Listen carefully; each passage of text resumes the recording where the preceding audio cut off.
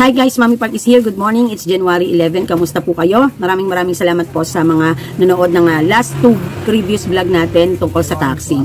Again and again, paalala po, ay malapit na pong maging effective January 22, pataas, ang ating no need na mag-comply sa ating ARF or annual registration fee, which is the form of 0605, no? Yan ay under ng taxes na number 11796 ba yun? Basta yung binlag ng Mami Park, okay? So, pinagkakaguluhan na yung pag-usapan ngayon. Matunog na matunog, no? And I'm so happy na kayo ay mga na-inform ko, na sabihan ko na. At least yung iba, kahit pa paano, ay medyo, teka, wait, buti hindi pa nagbayad, ganyan. Kasi ako nakapagbayad na eh. And non-refundable, so, bigyan na lang natin sa sambayan ng Pilipino, no? Ayan. So, in today's video, pag-uusapan natin, guys, kung paano kayo magde-delay, kung ano ang mga dahilan para i-delay nyo, i-consider nyo para i-delay nyo ang inyong mga decisions when it comes to your business, or when it comes to using your business, or when it comes to after putting up your business, or before you putting up your business. So, ito applicable naman to sa lahat in general, at almost applicable ito sa lahat ng negosyo, no? Siyempre, I created these advices specifically din sa katulad ko na nagnenegosyo ng sari-sari store. Okay? So, ito yung mga bagay na mga natutunan ko at ginawa ko last year, 2023. And since 2024 na, we have to be consistent, of course, and hindi lang yon. So, syempre, sa mga papasok sa pagnenegosyo, kailangan na kahit paano mabigyan din natin sila ng advices na kung ano yung natutunan natin ng previous years. Okay? So, alam niyo naman na turning 2 years pa lang ang store. And sa totoo lang po, ay although nalagpasan na ang trial and error method ng store, ay still fresh pa rin ang ating hanap buhay. Mami Park, ang tanong, kailan ba masasabing hindi na fresh ang ating hanap buhay? So, for me, everyday ang hanap buhay ay fresh, no? Kasi araw-araw motivated naman tayo. Although, dumadating dun sa time na minsan nga, may pagkatamad, naliliisi tayo, napapagod. Normal lang yon kasi tayo ay tao lang at hindi robot. But, to focus on our main topic, so syempre, kailangan naaaral na natin kung ano ang estado ng ating hanap buhay. Okay? So, in random order, and this is my ideas and created advices to you guys, for you guys, lalo na sa aking mga masugid na tagapanood, no? At maraming salamat po. January 3, nung dadalaw ko kay Lola Park, nakita ko yung aking subscribers ay formally 14,000 subscribers na. 14,003 subscribers yata. And then, ngayon, just January 11, mag-almost 14,200 na. Napakabilis, nakakatuwa, no? Maraming salamat po. And for appreciating my existence in YouTube, na isa sa maging coach nyo, advisor nyo, indirectly. Di-disclaim ko lang po na ang Mami Park ay hindi po professional business coach, okay? Base lamang ito sa aking mga karanasan. So, I would like to introduce to you the number 1 sa advices natin for today's video, which is have more than one source of income but focus to main source. So, si Mami Park, isa din ako dun sa mga karamihan na nagnanais na magkaroon pa ng mga extra source of income, yung mga additional extra income. Kasi, syempre, hindi naman po pwedeng isa lang dahil sa dami ng kailangan kong bayaran personally at i-compensate. So, syempre, nagnanais ako na madagdagan ng income. Nang sa ganon ay hindi ako masyadong nahihirapan at nagiging tight sa aking mga obligations and responsibilities. There is no problem with that, no? Maraming Pilipino, maraming tao ang ginagawa, no? Ginagawa yan. Kahit nga employed they have a main employment, no? Main job or main work, pero may mga extra pa sila right after work or weekends pag wala silang pasok. No, normal po iyan. Normal na po ngayon ang more than 1 job, 2 jobs sa buhay ng isang tao. Sa hirap ng buhay kasi syempre, di ba? Kailangan nga doble kayod, triple kayod. So, but ang wag lang sanang mangyayari is yung focus natin sa ating main source of income ay huwag mawala. Sabihin, huwag ma-compromise ang quality ng work natin sa main source of income. If you are employed, syempre, priority mo ang iyong trabaho, and of course, walang problema kung magkakaroon ka pa ng extra source of income as long as hindi nga napapabayaan ng main source. Kung ikaw naman ay nagne-negosyong tao, negosyanteng tao, at umaasa na mabuhay mula sa source of income mo sa negosyo, ang main source of income mo na nakukuha sa main na negosyo mo, wag mong pababayaan, no? Wag mong pababayaan, wag mako-compromise. So, ihalin tulad natin yan sa part ko. So, ako, dahil ito yung nagbibigay ng mas malaking income at halos naging source of income ko before, even yung hindi ko pa naman din siya nagiging bread and butter, nag-focus muna ako dito. Binitawan ko muna yung supposedly na new venture ko na negosyo nung nandun pa ako sa dati kong hanap buhay, na dati kong tindahan, I mean. So, alam niyo naman yung journey ng Mami Park, diba? Yung dati kong tindahan 2 years ago, ay talagang bibitawan ko na kasi we have to move another place. And ang bala ko talaga ay mag-focus na to venture into another business. At kahit sa bahay na lang nakalagay yon, wala namang problema kasi through delivery naman at pag-aalok at fieldwork naman ang style ng negosyo na kahit buy and sell siya. So, nung accidentally dumating itong pwesto na ito, and ang reason lang is to put up the new business that is already started before pa kami mag-move dito sa lugar na to, mas ang nangyari ay mas umigting at mas nanaig yung focus ko na magsari-sari store kasi yun yung naging in demand. So, hindi ko pinagsabay kasi unang-una hindi kakayanin ng katawan ko ng availability ko. So, kayo guys, kung dadating doon sa punto na katulad nyo ang sitwasyon ko, so mag-de-decision talaga kayo. But let's set for example, existing na ang main source of income and there is opportunity for another source of income. There's no problem with that. As long as yung kakayanan nyo ng katawan na mapanindigan, na mapagtagumpayan yan, nang hindi nagsasuffer ang quality ng pagmamanage nyo sa inyong main source of income, there is no problem at all. Okay? Lagi lamang tatandaan. Okay? And kung sasabihin nyo halimbawa, magiging ang sitwasyon nyo ay, Mami Park, mas malaki pa po ang kinikita ko sa mga extra kaysa po sa main source of income ko. Paano po yon? Ayan. So, kung darating naman doon sa ganung punto na yung mga extra nyo pa ang mas nag-aakyat ng mataas na sa inyo, mataas na income, wala rin naman problema doon. Kaya lang kasi, pagka sinabi kasing extra, hindi siya permanent. Hindi siya stable. So, you have to think pa rin na kapag ka may main source of income, ay kailangan pagbutihan pa din. No? Hindi ko sinabi din pabayaan nyo yung main source of income nyo. What I'm trying to say here is yung main source of income or yung pinaka-main business, wag lang mapapabayaan. Consistency is the key sa lahat ng ginagawa. We're not perfect, we're just human, nagkakamali. But syempre, yung pag-iingat pa din to make a decision na makakadamage ng malaki sa ating kabuhayan. No? Lalo na kung ito ang pinagkukunan natin ng ikabubuhay araw-araw. Okay? Ayan. Daming sinabi ni Mami Park, ay gusto ko kasi tumimo sa inyo eh. Meron kasing mga ganyan na early pa lang yung hanap buhay. Ang akala nila, tapos na sila sa trial and error method, ang akala nila, stable na ang hanap buhay, nag-jump into another or nag-add ng another source of income at hindi nila alam na nagkaroon ng mga dilemmas, hindi natin wini-wish, hindi natin hinihiling, hindi natin pinagdadasal. But, yung paghahanda kasi, no? Kaya, wag nating pababayaan. Okay? So, number 2, making early investment, no? Derived from income or source of income is not advisable. So, bakit po?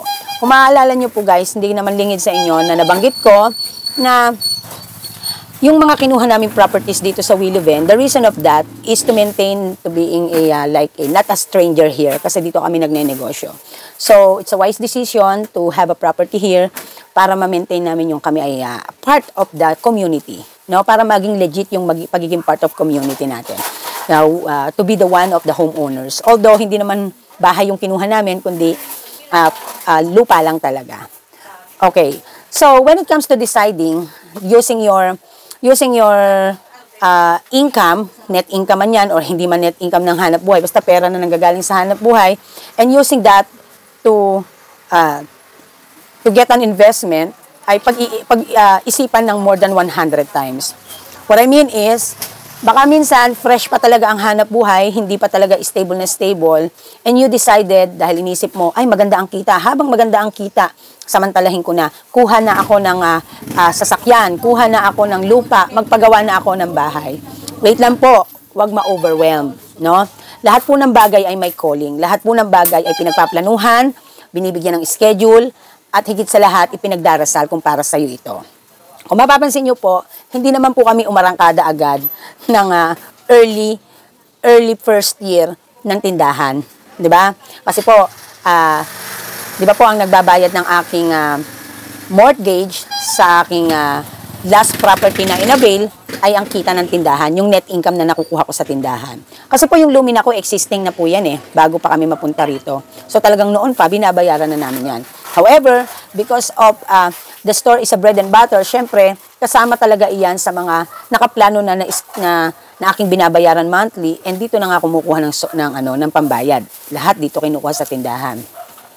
So, pinagdesisyonan po iyan after a year, no? Kasi naalala ko po last year, pinuha namin yon mga around June, no?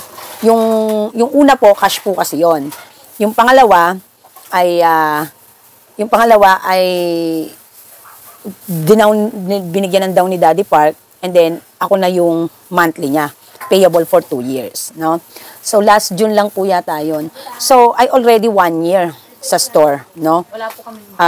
Palakad na ako ng 1 year and 4 months yata, or 1 year and 3 months. So pinagdesisyonan ko yan, it is because lumagpas na ako sa trial and error method, dumating na ako doon sa punto na medyo naayos ko na yung pagpapatakbo sa tindahan, naging bread and butter na ni Mami Park ang tindahan, and ang required ko nakita ay na sinabi ko naman sa inyo para maging bread and butter ko ito ang tindahan. Kaya nag-focus muna ako na mapalabas, marating ang pinaka-peak ng hanap buhay sa pinaka-ilalakas niya. Kasi para makompensate yung kailangan ko and to make sure na kahit si Daddy Park ay mag-stay dito sa Pilipinas, masusustain ang aming needs. Kasi hindi naman lingid sa inyo, bago ko naging bread and butter ang tindahan, ay may support pa kay Daddy Park. So, nung wala nang support at naihanda ko na din ang hanap buhay natin to support us financially, 1 year and a half, not 1 year and a half, more than 1 year ang pagdedesisyon. Okay? So, kaya hindi ako basta avail ng dead investment, no? Hindi naman dead investment 'yon kasi kung land ma-mark up ang value niyan every year, every 2 years, every 5 years, no? When it comes naman to deciding if, for example, meron kayong lupa and you want to build a house, nagdesisyon kayo magbahay. Kaso, yung pagdedesisyon nyo sa pagbahay, hindi naman nyo kailangan. Gusto nyo lang na magkaroon ng another house, no? Wala namang problema yon. Hindi ko pinanghihimasukan yung desisyon nyo to build another house. Kaya lang kasi, kung wala naman pong plano to use it or make it as another source of income, ano po ang sense, no? Kasi po, isa po minsan sa tinitreat na dead investment ay ang pagpapatayo ng bahay. Kasi, bahay yun gastos yun, hindi yun income, no? Gastos yun, liabilities. After nyo pong magkaroon ng bahay, maintain nyo pa yan. So, isa yan sa tinitreat as dead investment. Hindi magge-generate ng income. Magagastosan ka pa. So, if hindi naman kailangan, wag na, no? Now, if may plano to make it as another investment, let's say, for example, I use it as a business, walang problema doon. Kasi po, ang building ay nagde-depreciate ang value, unlike po sa lupa. Mami Park, di ba may mga nagnenegosyo, re-renovate yung bahay o kaya magpapatayo ng bahay, then saka ibebenta in a double price. Yes po, kung ganun po ang gagawin nyo. But kung i-stack up nyo lang, gusto nyo lang magkaroon ng another bahay, well, kung mayaman kayo at isa lang sa gusto nyong maging pahingahan, sadyang mapalad kayo. No? Ito kasi ina-advise ko po sa mga unlevel ng buhay ay katulad ko lang. No? Yung hindi naman tayo yayamanin. Pero gusto rin at nangangarap din naman tayo na magkaroon kahit papaano ng mga investment. So, kasi po, yan, kapag ka naibenta nyo sa panahon na halimbawa ay after 10 years, depreciate po ang value niyan. No? Nagkakaroon na po yan ng malaking depreciation after 10 years. Kung iyan po ay nasa less than 5 years pa ang pagpapagawa nyo, you can possibly sell it in a good price. But kapag more than 10 years na, hindi ko po, I'm not confident to tell you na yung desired nyong pagbebenta niyan ay as is pa rin kung magkano ang ginastos nyo nung inyong pinagawa. Kasi yung lupa, matik yon, tumataas ang value. But the building na nasa lupa, nagde-depreciate po ang value. Okay? So, kaya minsan yan po ay talagang tinitreat as dead investment. Another treated as dead investment, minsan, kung hindi po gagamitin talaga sa negosyo at gagamitin lamang for luxurious or pangyabang or whatsoever pa, ay ang sasakyan. Kasi po, isa rin po na ang sasakyan ay nagde-depreciate ang value. No? Mga machines, yan. Yung mga naluluma at nasisira. So, when it comes to sasakyan, kung mapapansin nyo po, bago kami nag-decide, ay yun talagang kailangan na namin. And we waited pa na magkaroon kami ng parking lot. Kasi ayaw namin yung nakaka-istorbo kami sa community. May sasakyan ka ngang nasabi, pero nakaka-istorbo ka naman sa community, ay parang hindi rin maganda. No? Actually, sa totoo lang, mas gusto ko maging batas talaga na bago magkaroon ng sasakyan ng isang tao, he or she should provide a parking lot, yung may mapatutunayan na siya na meron siyang parking lot. Actually, that is one of the law or the ordinance that I want na ma-pursue, na maging idea talaga. Kasi talaga naman no? Ang road ay para sa daanan ng tao at ng sasakyan, hindi para sa parkingan. So, sometimes that is the disadvantage of being in a subdivision na bumili ka ng property na without parking space. No? Ika nga ay, don't be so road. No? So, dun nga, balik tayo na ang sasakyan ay sometimes treated as dead investment kasi nga nagde-depreciate. If hindi mo gagamitin para sa negosyo, liability yan. Kasi unang-una may maintenance yan. Alam niyo po ba, ang properties, ang bahay, ang sasakyan, na once you avail it, hindi nagtatapos doon. Kasi magbabayad ka amilyar taon-taon, may maintenance ang sasakyan mo din, may rehistro yan, magre-renew ka ng rehistro, and all. Okay? So, kaya, sometimes, ang sasakyan ay treated as dead investment. So, as well as yung mga machines na hindi naman kailangan, no? Yon. So, it's like it's like ganito yung sounds niyan Needs versus wants, no? Needs over wants, no? Yung mga ganung eksena. Okay. So, pagdesisyonan kung gagamitin ang pambayad ay ang yung source of income nyo or yung pinaka bread and butter ng hanap buhay nyo, pag-isipan nyo muna. Kasi baka mamaya, tumirada kayo, fresh pa pala, hindi pa pala stable, hindi pa tapos sa trial and error method ang negosyo, kinuhanan nyo na agad ng kinuhanan ng obligasyon or ng kita ng hindi naman na dapat. So, kaya papasok dito yung kung bakit tinuro ko sa inyo, yung kung paano nyo malalaman ang profit margin. Because when you know your profit margin, alam mo lang kung magkano ang gagalawin mo sa tindahan mo. Lalo kung bread and butter mo to. So, kaya importante na meron tayong financial literacy. Hindi yung parang bara-bara, syusyunga-syunga lang.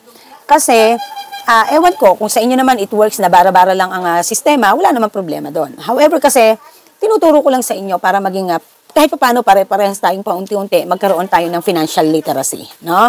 Yung hindi tayo basta-basta nagdedesisyon ng Siguro naman sa almost 2 years ng pagbablog ko ng tungkol sa hanap buhay ng Mami Park, kahit pa paano man naman, napakita ko naman sa inyo how I handle this carefully, no? Kung paano ako nag-focus, kung paano ko ginawa ang lahat. Dugot pawis talaga ang puhunan bukod sa pera. Okay? Determination, focus, no? Consistency is the key. Yan talaga. So, mai-adds ko lang, So, kasama sa pagdedesisyon ng pag-i-invest natin ay mismo sa hanap buhay. Ano ang ibig sabihin ng Mami Park? Pag-i-extend, pag-jump into next level ng hanap buhay o yung tinatawag na next transition. So, lahat yan pinag-iisipan natin. Kasama yan sa ating pagdedesisyon na kung kailangan ba munang i-delay or kailangan nang i-go through. So, naalala ko noon, hindi ko binubuhay yung issue kasi wala naman talagang issue at all to me. Naalala ko noon, nung may nagtanong sa akin na meron daw isang vlogger na nagdesisyon na magpasalamin ng tindahan, na kung safety yung iniisip, dapat sana ang ginawa ay yung grills, 'di ba? So, and it happens na hindi ko kilala kasi nung mga panahon na 'yon at hindi ako makapaniwala na isa 'yon sa kapatiran ko sa YT World, isa sa kagrupo ko. So, as much as I can, nagkaroon ako ng patas na advice tungkol dito. Na ang pagdedesisyon ng, ng beautification man ang tawag dyan, improvements man ang tawag dyan sa ating hanap buhay, ay pinag-iisipan natin yan kung saan kukunin ang budget, paano i-compensate ng hanap buhay kung doon kukunin ang budget, kailangan na ba, kung ang reason ba ay mabigat for comfortability of the customers or for the comfortability of both customers and the owners. So, yun yung mga kinoconsider natin. Pag mabigat ang dahilan, wala namang problema dyan. At kung may budget na nakalaan para dyan. It doesn't matter kung saan man galing ang budget as long as makatutulong ito na pagdedesisyon ng makatutulong para sa ikagaganda ng ating hanap buhay at ikatataas ng ating sales, no? I am always after sa mga bagay na pinagdedesisyonan natin na makakatulong na makadagdag ng sales sa atin kasi yun ang kailangan ng negosyo. Kasi ika nga, sales is the blood of our store. Mahalin ang ating mga customer kasi sila ang bumubuhay sa ating hanap buhay or sa ating negosyo. Yan ang lagi kong panuntunan. So, in-open up ko lang kasi maaaring sa iba applicable yung ganong desisyon, maaaring sa iba ay hindi at pipilitin ang sariling gawin. No? So, ibig sabihin, just be careful lang na hindi lahat ng bagay na nakikita nyo sa social media or nagiging advices, even sa akin, kahit nagiging advices ko, hindi advisable lagi na applicable sa inyo. If applicable, naaral nyo ng mabuti, then go for it. Walang problema dyan. Hindi natin pinanghihimasukan ang mga desisyon nyo sa buhay. As long as makabubuti ito sa tingin nyo ng higit sa 100% pag-iisip or dumating sa punto ng nag-delay na kayo ng desisyon and talagang hinihingi na talaga ang desisyon na hatulan nyo na ang gusto nyong mangyari, no?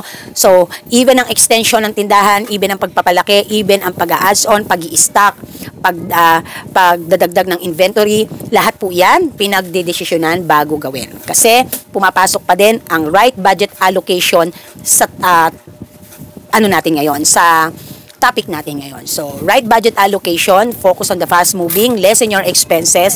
Yan ang mga bagay na dapat na ma-master nyo hanggat maaari. So again, we're not perfect. Dumadating dun talaga sa time. Tao lang tayo na nagkakamali. But as long as yung pagkakamali natin, may lesson learned, may charge to experience, and hindi ganun kalaki ang damage sa ating hanap buhay, huwag maging habit ang magkamali. Pag nagkamali, dapat nare-retrieve natin agad or meron tayo agad na solusyon. Kaya importante na pag nagdedesisyon, iisipin kung ano ang pros and cons ng ating mga desisyon sa buhay. Okay? So, let's move on to number 3, which is the trust the process with everything you do. Tulad ng ginawa ng Mami Park.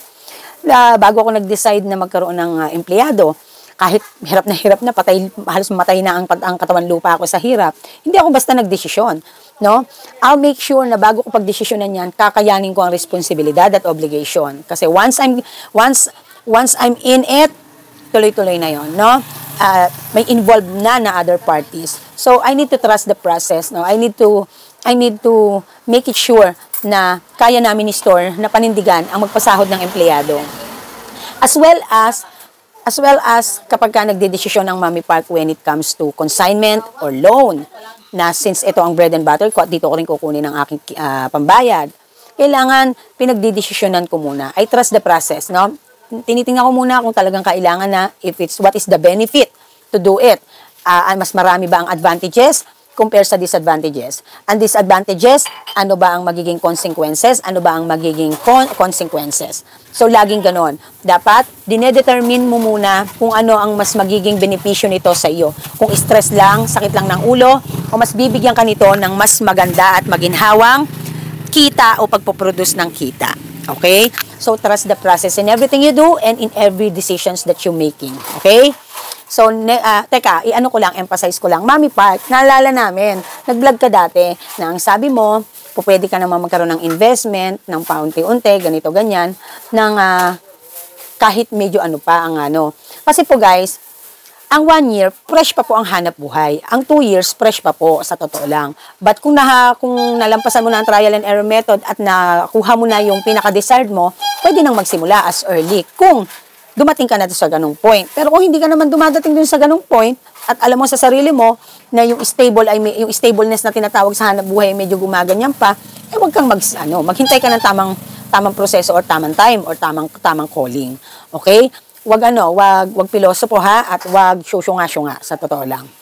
Okay. So, number 4, stay humble. Ayan. So, ito'y siguro na ang pinakalas ko.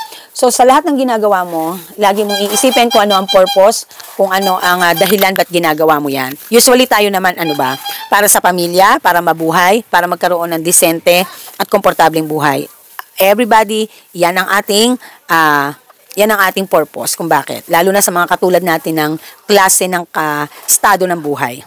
So, minsan, ang tao nabubulagan, no? Minsan ang tao, dahil nakakamit na niya yung mga kailangan niya sa buhay, na-afford na niya yung mga hindi niya afford sa buhay, minsan nakakalimutan na niya kung saan siya nanggaling. Ika nga always be grounded. Always stay your feet on the ground. Yung, iba po yung proud sa nagyayabang. Magkaiba po yun. Ang yabang po kasi may pagkahambog yan. May tinatawag na halong pagkamakasarili. No? At for me, ang blessing ng Panginoon, sa totoo lang, is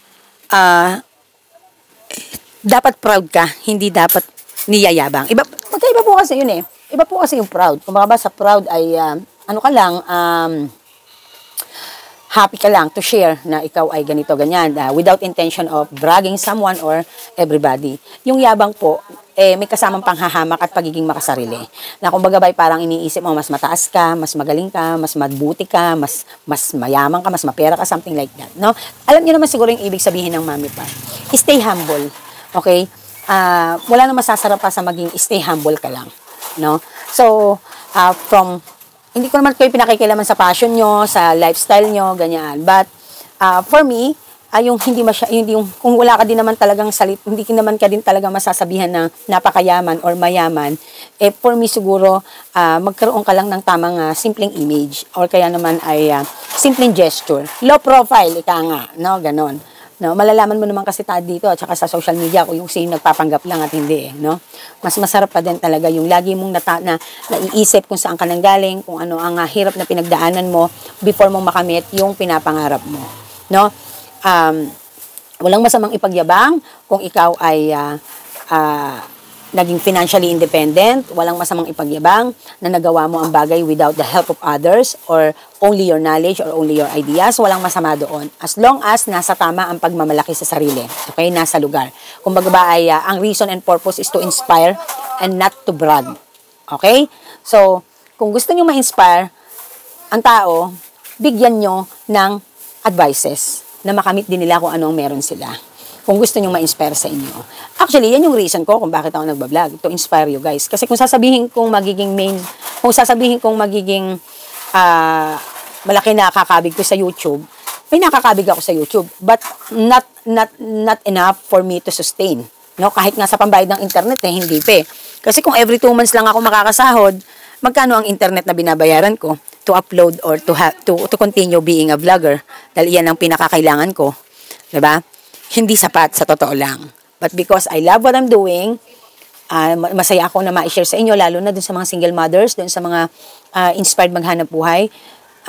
Masarap talaga i-share kung ano yung meron kang knowledge. Nakita nyo naman, kahit ahente, inaano ko sa inyo, sinishare ko sa inyo, diba?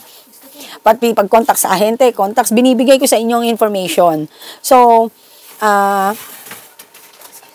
be humble and be an inspiration to everyone. No? So, yun lang siguro yung pinakalas natin. Tayo maging hambog, pangit na ugali yan, na parang ikaw napakagaling. Diyan ako galit na galit, yung mga hambog. Nako, yung kala mo alaman lahat. Hindi naman. Feeling, gano'n, no? So, yun lang. So, I hope na may natutunan ng lahat. And thank you for following and subscribing to Mami Park. Sa susunod na ako mag-shoutout. And syempre, more of learnings again and advices ang gagawin natin. So, sana sa mga papasok sa paghahanap buhay ngayon, kauna-unahan nyo siguro munang aralin ay ang maging humble. Siguro, yung number 4 natin, ilagay natin sa number 1. Tsaka natin i-number 2 yung number 1. No? Para mas maganda. Okay? So, syempre, kasama na din dyan ay yung pagdadasal sa Panginoon, yung guidance. So, this is Mami Park and this is Team Park. Fighting. Bye!